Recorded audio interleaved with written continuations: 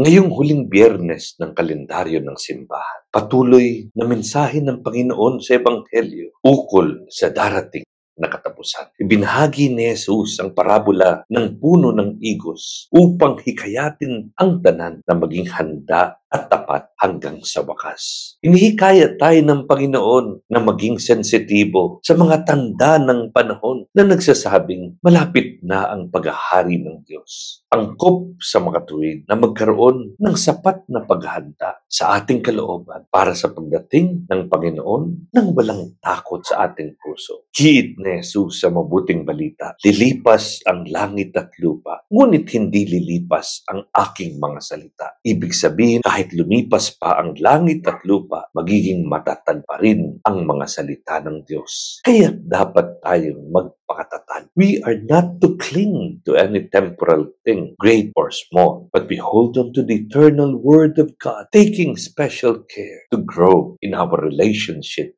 with the Lord. Hindi tayo dapat maging kampante sa ikalawang pagdating ng Panginoon, kundi sa harap ng mga pagsubok, patuloy tayong kumapit sa Diyos ng buong pag-asa. It is a great consolation to us and to all who face trials in this life that the end time ushers in the beginning of a new era when all suffering and tears will end. Nawa, huwag tayong matali sa mga bagay na lilipas, kundi buong pananalig na umasa sa mga pangako ng Diyos. Sikapin nawa nating lumago sa ating pagkipag-ugnayan sa Panginoon bilang angkop na paghanda sa katapusan. God bless you.